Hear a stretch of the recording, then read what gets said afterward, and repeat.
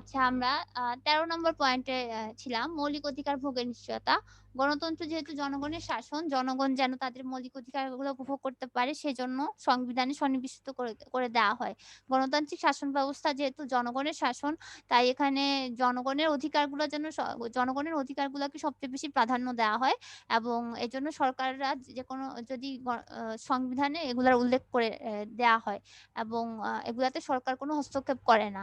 যদি তো সংবিধানে উল্লেখ করা না থাকতো তাহলে দেখা যেত যে সরকার বা কোনো অপশক্তি হস্তক্ষেপ করে জনগণের অধিকারকে ভূলুণ্ঠিত করছে। তাই গণতন্ত্রকে সফল করতে হলে এই মৌলিক অধিকারগুলো ভোগের জনগণের ভোগের নিশ্চয়তা দেওয়া হয়ে থাকে। জনগণের সজাগ দৃষ্টি। গণতন্ত্রে সফল করতে হলে জনগণকে সজাগ হতে হবে এবং জনগণ রাজনৈতিকভাবে সচেতন হতে হবে যাতে করে গণতন্ত্রকে ধরে রাখা যায়। জনগণ যদি ঘুমন্ত হয়, রাজনৈতিকভাবে অসচেতন হয় তাহলে যেকোনো সময় যেকোনো অপশক্তি এর উত্থান ঘটতে পারে। সেক্ষেত্রে গণতন্ত্র সফল করতে হলে জনগণকে সবচেয়ে বেশি অ্যাক্টিভ হতে হবে, সক্রিয় হতে হবে। জনগণের আস্থা অর্জন। গণতন্ত্র হচ্ছে জনগণের শাসন, তাই গণতান্ত্রিক সরকারকে এমনভাবে রাষ্ট্র পরিচালনা করতে হবে যেন জনকল্যাণ সাধন হয়। যে সরকার জনগণের কল্যাণ সাধন করতে পারে সেই শাসকের প্রতি শাসিত জনগণের আস্থার সৃষ্টি হয়। জনগণের আস্থা ও সন্তুষ্টির উপর গণতান্ত্রিক শাসনের সাফল্য নির্ভর করে। ১৬ সরকারি কর্মচারীদের জনহিতকর মানসিকতা। গণতন্ত্রে জনগণ সবসময় প্রত্যক্ষভাবে শাসন ব্যবস্থায় অংশগ্রহণ করেন না। জনপ্রতিনিধিদের রচিত আইন ও নীতিকে আমলা বা প্রশাসকরা বাস্তবে রূপদান করে। এজন্য প্রশাসকদের আমলাতান্ত্রিক মানসিকতা পরিত্যাগ করে জনহিতকর মানসিকতার অধিকারী হতে হয়। আমলা প্রশাসকরা হবে জনগণের সেবক। অর্থাৎ আমলাদের মধ্যকার যে প্রভুভিত্তিক মনোভাব এটা দূর করে তাদের মধ্যে সেবক ভিত্তিক মনোভাবটা তৈরি করলে গণতন্ত্র সফল হয়। রাজনৈতিক সমাধানে বিশ্বাস। গণতান্ত্রিক রাষ্ট্রগুলোতে যেকোনো সমস্যার সৃষ্টি হলে বা রাজনৈতিক অস্থিতিশীলতা সৃষ্টি হলে সেটার সমাধান রাজনৈতিকভাবেই করতে হবে। কোনো অশুভ প্রচেষ্টা যেন অশুভ শক্তি প্রচেষ্টা করতে না পারে সেদিকটা দেখতে হবে। যেমন বাংলাদেশে রাজনৈতিক অস্থিতিশীলতার প্রেক্ষাপটে আমরা সামরিক তন্ত্রের উদ্ভব দেখেছিলাম। তো এ ধরনের পরিস্থিতি সৃষ্টি হলে সেটাকে নিয়মতান্ত্রিক উপায়ে সংবিধানের যে নিয়ম দেওয়া আছে সেরকম উপায়ে নির্বাচনের মাধ্যমে হচ্ছে নতুন করে গণতান্ত্রিক আরেকটি সরকার আনয়ন করা যেতে পারে। যাতে করে এই ধরনের সামরিক শক্তি বা স্বৈরতন্ত্রের উদ্ভব না হয়। মুক্ত ও স্বাধীন প্রচার মাধ্যম। গণতন্ত্র ব্যক্তি স্বাধীনতায় বিশ্বাসী, এজন্য গণতান্ত্রিক রাষ্ট্রের প্রচার মাধ্যমসমূহ অর্থাৎ রেডিও, টেলিভিশন, সংবাদপত্র, চলচ্চিত্র প্রভৃতিকে মতামত প্রকাশের জন্য উন্মুক্ত রাখতে হবে। এগুলাকে স্বাধীন এবং স্বায়ত্তশাসী প্রতিষ্ঠানে পরিণত করতে হবে। জবাবদিহিতা এবং দায়িত্বশীলতা। গণতান্ত্রিক সরকার ব্যবস্থায় সরকার হবে জনগণের নিকট জবাবদিহিপূর্ণ। প্রশাসনিক জবাবদিহিতা সুনিশ্চিত করা হবে। রাষ্ট্রীয় প্রতিষ্ঠানগুলো জনপ্রতিনিধিত্বমূলক এবং দায়িত্বশীল হবে। সরকার তার কাজের নিকট জনগণের কাছে জবাবদিহি করতে বাধ্য হবে। তাহলে গণতন্ত্র সফল হয়। বহুদলীয় ব্যবস্থা। গণতান্ত্রিক সরকার ব্যবস্থায় একটি বা দুটি রাজনৈতিক দল থাকবে না, বরং অনেকগুলা রাজনৈতিক দল থাকবে যাদের মধ্যে প্রতিদ্বন্দ্বিতা হবে। সুষ্ঠু প্রতিদ্বন্দ্বিতার মাধ্যমে একটি রাজনৈতিক দল নির্বাচিত হবে এবং সরকার গঠন করবে। লিখিত সংবিধান। গণতান্ত্রিক রাষ্ট্রের সংবিধান লিখিত হওয়া বাঞ্ছনীয়। যদি লিখিত হয় তাহলে জনগণের মধ্যে রাষ্ট্রের শাসন সম্পর্কে, রাষ্ট্র শাসন পরিচালনা সংক্রান্ত কোনো বিষয়ে দ্বিধা বা দ্বন্দ্ব থাকবে না। তাতে করে শাসকের প্রতি জনগণের আস্থা বৃদ্ধি পাবে। সংখ্যালঘুর অধিকার। গণতন্ত্র যেহেতু সংখ্যাগরিষ্ঠের শাসন, তাই খেয়াল রাখতে হবে যে শুধুমাত্র সংখ্যাগরিষ্ঠের অধিকারগুলোই যেন সংরক্ষিত না হয়, সংখ্যালঘিষ্ঠদের অধিকারও যেন সংরক্ষিত হয়। এদিকটা খেয়াল রাখলে গণতন্ত্র সফল হবে।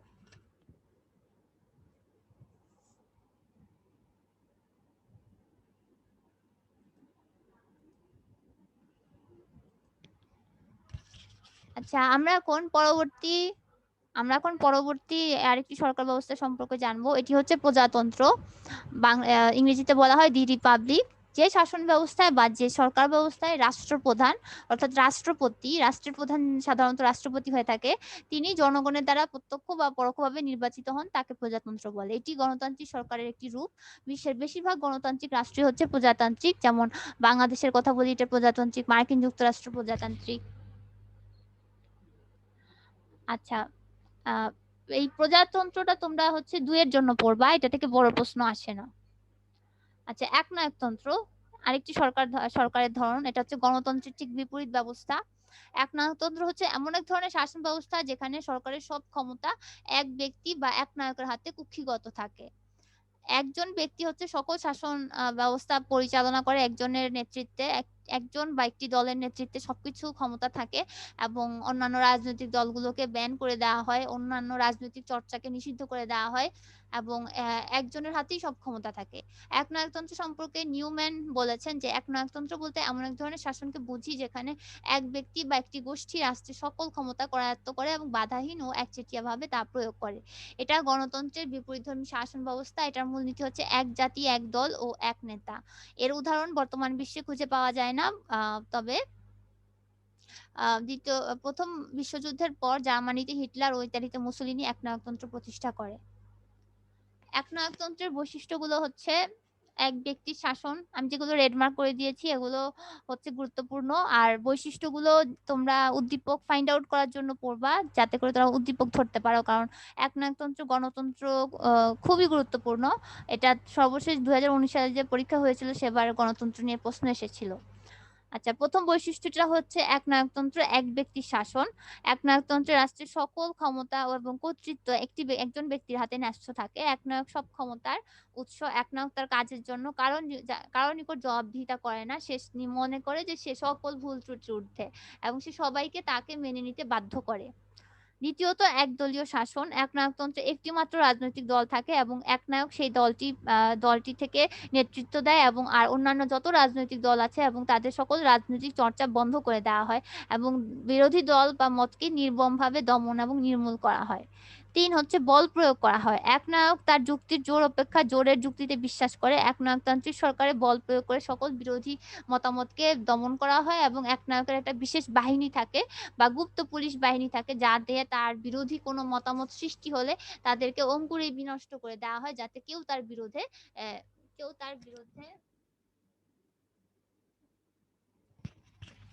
মুখ খুলতে না পারে। ক্ষমতার অতিমাত্রায় কেন্দ্রীয়করণ। একনায়কতন্ত্রে রাষ্ট্রীয় সকল ক্ষমতা কেন্দ্রীয় সরকারের হাতে, বিশেষ করে একনায়কের হাতে কেন্দ্রীভূত থাকে। একনায়ক সকল ক্ষমতার উৎস। প্রহসনমূলক আইনসভা।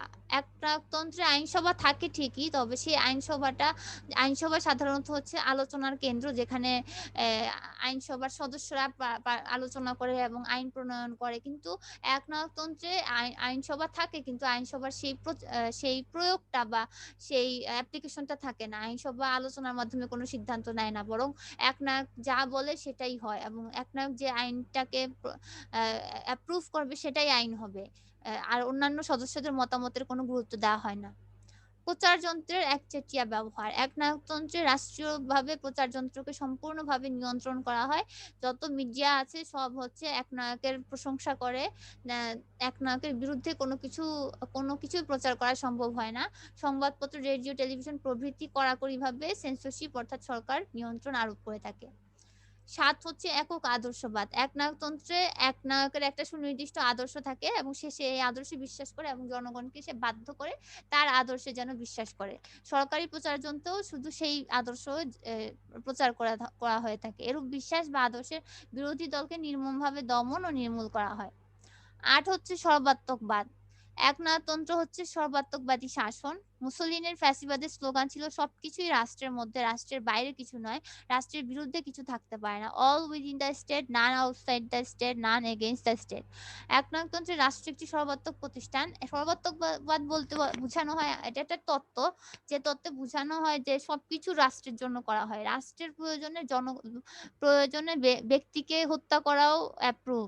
এরকম একটা শাসন ব্যবস্থা সর্বাত্মকবাদ, যেখানে হচ্ছে ব্যক্তির কোনো স্বাধীনতা নাই, রাষ্ট্রের জন্য ব্যক্তিকে যেমন ইচ্ছা তেমন ভাবে পরিচালনা করা করা হয়। এটা হচ্ছে সর্বাত্মকবাদ। তো একনায়কতন্ত্রে ব্যাপারটা তাই দেখানো হয়। একনায়ক সবাইকে এটাই কনভিন্স করে যে রাষ্ট্রের প্রয়োজনে ব্যক্তিকে ব্যবহার করা হচ্ছে। যুদ্ধবাদী এবং সাম্রাজ্যবাদী। একনায়কতন্ত্র যুদ্ধপ্রিয় এবং সাম্রাজ্যবাদী। একনায়কগণ শান্তিতে বিশ্বাস করে না, তারা যুদ্ধকে অপরিহার্য মনে করে। মুসোলিনির মতে নারীর নিকট মাতৃত্ব যেমন অপরিহার্য, পুরুষের নিকটও তেমন যুদ্ধ অপরিহার্য। War is to man what maternity is to woman. একনায়কতন্ত্রে যুদ্ধবাদে বিশ্বাসী হওয়ায় সাম্রাজ্যবাদের পথও প্রশস্ত হয়। মুসোলিনির মতে সাম্রাজ্যবাদ জীবনের চিরন্তন এবং অপরিবর্তনীয় নীতি। হিটলার এবং মুসোলিনি দ্বিতীয় বিশ্বযুদ্ধের জন্য প্রধানত দায়ী ছিল। এই যে দুইজন একনায়ককে আমরা ইতিহাসের পাতায় দেখি, এরা দুইজনই যুদ্ধবাদী ছিল এবং সাম্রাজ্যবাদী ছিল। এরা হচ্ছে তাদের সাম্রাজ্য বিস্তারের জন্য তারা যুদ্ধের আশ্রয় নেয় এবং তাদের সেই যুদ্ধটা ধীরে ধীরে মহাযুদ্ধে রূপান্তরিত হয়। শান্তি এবং আন্তর্জাতিকতা বিরোধী। একনায়করা কখনো শান্তিপ্রিয় না, তারা যুদ্ধপ্রিয়, তারা আন্তর্জাতিকতায় বিশ্বাস করে না, তারা শান্তি পছন্দ করে না, তারা শান্তিকে ভীরুর স্বপ্ন বলে আখ্যায়িত করে। বিশ্ব শান্তির প্রতি তারা ঘৃণা পোষণ করে। উগ্র জাতীয়তাবাদ। একনায়কতন্ত্রের একনায়ক উগ্র জাতীয়তাবাদী থাকে। তারা জাতীয়তাবাদ হচ্ছে এমন এক ধরনের অনুভূতি যে মানুষ নিজেদেরকে হচ্ছে একটি সুনির্দিষ্ট জাতি মনে করে। তাদের মধ্যে একটা হচ্ছে এমন একটা বোধ তৈরি হয় যে তারা অন্যদের থেকে স্বতন্ত্র নিজেদেরকে মনে করে। কিন্তু উগ্র জাতীয়তাবাদের ক্ষেত্রে দেখা যায় যে ওই সুনির্দিষ্ট জাতিটা নিজেদেরকে অন্য সকল জাতির থেকে শ্রেষ্ঠ মনে করছে এবং তারা নিজেদের জাতীয়তাবাদকে স্টাবলিশ করার জন্য প্রয়োজনে অন্য জাতিকে নির্মূল পর্যন্ত করতে পারে, যেটা দ্বিতীয় বিশ্বযুদ্ধের সময় হিটলার করেছিল। ইহুদি জনগোষ্ঠীকে নির্মূল করছিল উগ্র জাতীয়তাবাদের এই ধারণা থেকে। হিটলার মনে করতেন যে জার্মান জাতি সর্বশ্রেষ্ঠ, সুতরাং তাদের অধিকার রয়েছে পৃথিবীকে শাসন করার। ১২ হচ্ছে ব্যক্তি স্বাধীনতা এবং গণতন্ত্র বিরোধী। একনায়কতন্ত্র ব্যক্তি স্বাধীনতা এবং গণতন্ত্রের বিরোধী। একনায়কতন্ত্রের নীতি হলো ব্যক্তির জন্য রাষ্ট্র নয়, রাষ্ট্রের জন্য ব্যক্তি। ব্যক্তি স্বাধীনতার পরিবর্তে একনায়কতন্ত্রে ব্যক্তি পূজা এবং রাষ্ট্রের পূজা উৎসাহিত করা হয়। সর্বশেষ হচ্ছে দায়িত্বহীনতা। একনায়কতন্ত্রে কোনো দায়িত্বশীলতা থাকে না। একনায়ক তার কাজের জন্য জনগণের নিকট মোটেও জবাবদিহিতা করে না। কোনো ধরনের জবাবদিহিতা করে না এবং আধিপত্য দাপট প্রতিষ্ঠা করে জনগণের নিকট দায়ী থাকে না। সরকার গঠন অথবা সরকার অপসারণের ক্ষেত্রে জনগণের কোনো ভূমিকাই থাকে না।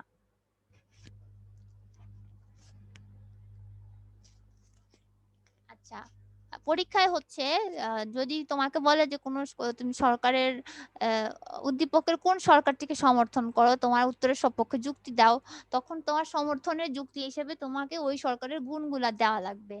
তো সাধারণত গণতন্ত্র আর একনায়কতন্ত্র আসলে ছেলেমেয়েরা গণতন্ত্রের সপক্ষে যুক্তি দেয়, তখন গণতন্ত্রের গুণগুলো আলোচনা করে। একনায়কতন্ত্রের গুণগুলা সেই অর্থে প্রয়োজন পড়ে না, বরং একনায়কতন্ত্রের ত্রুটিটা প্রয়োজন পড়ে, যদি বিপক্ষের যুক্তি অবশ্য কখনো চাওয়া হয় না। তো আমরা দুইটা একটু হালকা দেখে নিই, একনায়কতন্ত্রের গুণ আর একনায়কতন্ত্রের ত্রুটি। দুইটা আহ, প্রয়োজন কম হবে, কারণ গণতন্ত্র বা একনায়কতন্ত্রের কোনো একটা পক্ষে যদি যুক্তি দিতে বলে, আমি মনে করি যে তোমরা হয়তো সবাই গণতন্ত্রের পক্ষেই যুক্তি দিবা। তো সেক্ষেত্রে একনায়কতন্ত্রের গুণ আর দোষ দুটাই কম নেসেসারি। তো আমরা একটু আলোচনা করি। একনায়কতন্ত্রের প্রথম গুণটা হচ্ছে দ্রুত নিয়ম শৃঙ্খলার প্রতিষ্ঠা করা হয়, কারণ একজন ব্যক্তি হচ্ছে নেতৃত্ব দিচ্ছে, সে কারোর সাথে আলোচনা করে না। সেক্ষেত্রে সিদ্ধান্তের ক্ষেত্রে হচ্ছে সময় নেওয়া, আলোচনা করে সময় যে যায় সেই সময়টা যাচ্ছে না, যার জন্য দ্রুত সিদ্ধান্ত নেওয়া সম্ভব হয়। একনায়ক তার সীমাহীন শক্তি দিয়ে শৃঙ্খলা বিধানে সমর্থ হয়। ২ হচ্ছে দ্রুত অর্থনৈতিক উন্নতি। একনায়কতন্ত্র অর্থনৈতিক এবং সামাজিক পরিকল্পনা বাস্তবায়নের ক্ষেত্রে এ অনেক বেশি আলোচনা পরিকল্পনার প্রয়োজন হয় না, যার জন্য দ্রুত উন্নতির দিকে নিয়ে যাওয়া যায়। অসীম ক্ষমতার অধিকারী একনায়কের কাজ বা পরিকল্পনায় কেউ বাধা দিতে পারে না। তৃতীয়ত জাতীয় সংহতি প্রতিষ্ঠা হয়। একনায়কতন্ত্রের এটা একটা গুণ যে জাতীয় সংহতি প্রতিষ্ঠিত হয়, জনগণ সবাই একত্রিত হয়, এক নেতার অধীনে চলে আসে। রাষ্ট্রীয় মূলনীতি এক মত নয়, দল উপদলে বিভক্ত, সম্প্রদায়ের মধ্যে হানাহানি এগুলা থাকে না তখন। হচ্ছে সবাই এক নায়কের অধীনে চলে আসে। অর্থের অপচয় হয় না একনায়কতন্ত্রের। সংগঠনের সরলতা, সরকারের স্থায়িত্বের জন্য অর্থের অপচয় কম হয়।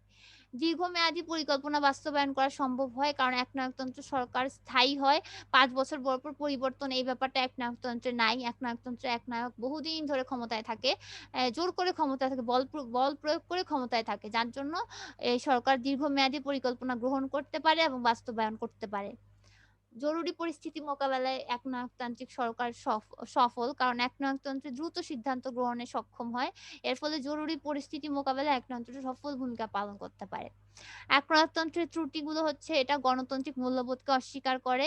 একনায়ক জনগণের কোনো সম্মতির চিন্তাই করে না, তোয়াক্কাই করে না। একনায়কের ইচ্ছাকে প্রাধান্য দেওয়া হয়, এখানে কোনো সহনশীলতার স্থান নাই। দ্বিতীয়ত দায়িত্বশীলতার অভাব। একনায়ক তার কোনো কাজের জন্য জনগণের নিকট দায়বদ্ধ না, জবাবদিহিতা করে না। সকল ক্ষমতা নেতা আর তার দলের মধ্যে কেন্দ্রীভূত হয়, ফলে জনগণের মধ্যে দায়িত্ববোধের জন্ম নেয় না। জনগণ সুনাগরিকতার গুণাবলী চর্চা এবং অর্জনের মাধ্যমে দায়িত্বশীল নাগরিক হিসেবে প্রতিষ্ঠিত হতে পারে না। এটি প্রগতি বিরোধী। একনায়কতন্ত্র প্রগতি বিরোধী, কারণ একনায়কতন্ত্রে যে ভিন্ন মত এবং আদর্শকে কঠোরভাবে দমন করা হয়। অন্য কোনো ধরনের রাজনৈতিক দল বা বিরোধী দল বা অন্য কোনো সংগঠন যেটা একনায়কের আদর্শের বিরুদ্ধে, এমন সকল আদর্শ বা এমন যেকোনো মতামতের চর্চাকে দমন করা হয়। যার জন্য নতুন কোনো মতাদর্শ প্রতিষ্ঠিত হতে পারে না, নতুন কোনো চিন্তাভাবনার প্রসার ঘটে না। ফলে এটা প্রগতি বিরোধী। ৪ হচ্ছে বিপ্লবের সম্ভাবনা আছে একনায়কতন্ত্রে। কারণ যেহেতু নিয়মতান্ত্রিক উপায়ে ক্ষমতার বদল হচ্ছে না, তার জন্য অনিয়মতান্ত্রিক উপায়ে অর্থাৎ বিপ্লব বা বিদ্রোহের মাধ্যমে হচ্ছে ক্ষমতা দখলের একটা চেষ্টা থাকে। বিরোধী রাজনৈতিক দল প্রকাশ্যভাবে রাজনৈতিক কর্মকাণ্ড পরিচালনা করতে পারে না। ফলে এরা বিরত থাকে। এরা গোপনভাবে তৎপরতা চালায়, জনগণকে একনায়কতন্ত্রের বিরুদ্ধে সংগঠিত করে এবং বিপ্লবের সম্ভাবনা সৃষ্টি করে। দুর্নীতির প্রসার হয় একনায়কতন্ত্রে, সীমাহীন দুর্নীতির জন্ম দেয়। কারণিক জবাবদিহি করতে হয় না বলে একনায়কের দুর্নীতিতে আষ্টেপৃষ্ঠে বাধা পড়ে। লর্ড অ্যাক্টন বলেছে যে সাধারণত ক্ষমতা মানুষকে দুর্নীতিগ্রস্ত করে এবং সীমাহীন ক্ষমতা মানুষকে সীমাহীন দুর্নীতিগ্রস্ত করে। এটা তোমাদের হচ্ছে এমসিকিউতে আসে। উক্তিটি কার? Power corrupts man and absolute power corrupts absolutely. উক্তিটি দিয়ে বলা হয় উক্তিটি কার? তো সেটা তো তোমরা একটু মনে রাখবা, এটা লর্ড অ্যাক্টনের উক্তি। আচ্ছা, এরপর হচ্ছে একনায়কতন্ত্র হচ্ছে স্বৈরতন্ত্রের নামান্তর। একনায়কতন্ত্র যেহেতু এক ব্যক্তি এক দলের সব শাসন, তাই এটা হচ্ছে স্বৈরতান্ত্রিক শাসন। একনায়কই সংবিধান, একনায়কই আইন, সে নিজেই আইন প্রণয়ন করে, তার আইনে জনগণ কিন্তু সে খেয়াল খুশি মতো চালায়। যার জন্য এটা একনায়কতন্ত্র আর স্বৈরতন্ত্রের কোনো পার্থক্য নাই। ৭ হচ্ছে সাম্য এবং স্বাধীনতা বিরোধী। একনায়কতন্ত্র সাম্যে বিশ্বাস করে না। স্বাধীনতার প্রতি একনায়কতন্ত্র শ্রদ্ধা পোষণ করে না। শাসকের পছন্দই একনায়কতন্ত্রের ব্যক্তির যোগ্যতা বিচারের মাপকাঠি। উগ্র বর্ণবাদী এবং জাতীয়তাবাদী। একনায়কতন্ত্রে বর্ণবাদ ও উগ্র জাতীয়তাবাদে বিশ্বাসী। হিটলারের ইহুদি বিদ্বেষ এবং জার্মান জাতীয়তাবাদী উগ্র বিশ্বাসের কথা সবাই জানে। যুদ্ধ, সাম্রাজ্যবাদী এবং আন্তর্জাতিকতা বিরোধী। একনায়কতন্ত্রের এটা আমরা বৈশিষ্ট্য দেখেছি যে একনায়কতন্ত্র সাম্রাজ্যবাদী হয়, যুদ্ধকে সমর্থন করে এবং সাম্রাজ্য বিস্তারের জন্য যুদ্ধ করে থাকে। যার জন্য একনায়কতন্ত্রের ত্রুটি হচ্ছে এটা আন্তর্জাতিক শান্তি সহযোগিতায় বিশ্বাসী না। একনায়কতন্ত্র বিশ্ব শান্তির জন্য হুমকি স্বরূপ। সবশেষে হচ্ছে সর্বাত্মকবাদী এবং ব্যক্তি স্বাতন্ত্র্য বিরোধী। সর্বাত্মকবাদ তো আমরা দেখেছি যেখানে ব্যক্তির তুলনায় রাষ্ট্রকে প্রাধান্য দেওয়া হয়। তো সর্বাত্মকবাদ গণতন্ত্রের বিরোধী একটি রাষ্ট্র ব্যবস্থা। তো এটা জনগণের স্বাধীনতা বা জনগণের ব্যক্তি স্বাধীনতা, জনগণের নাগরিক অধিকার সবকিছুকে ক্ষুণ্ণ করে। আবার এটা ব্যক্তি স্বাতন্ত্র্য বিরোধী। ব্যক্তির যে স্বাতন্ত্র্য বা ব্যক্তির ব্যক্তিত্ব বিকাশের উপযুক্ত যে পরিবেশ, সেই পরিবেশকে এটা নষ্ট করে। যার জন্য একনায়কতন্ত্র সর্বাত্মকবাদী এবং ব্যক্তি স্বাতন্ত্র্য বিরোধী। আচ্ছা, আমরা পরবর্তী ক্লাসে একনায়কতন্ত্র এবং গণতন্ত্রের মধ্যে যে তুলনামূলক আলোচনা আছে সেই আলোচনাটা করব এবং অন্য একটি রাষ্ট্র ব্যবস্থা বা অন্য আরেকটি সরকার ব্যবস্থা শুরু করব। আজকের ক্লাস এ পর্যন্ত থাক। তোমরা সবাই ভালো থেকো। আল্লাহ হাফেজ।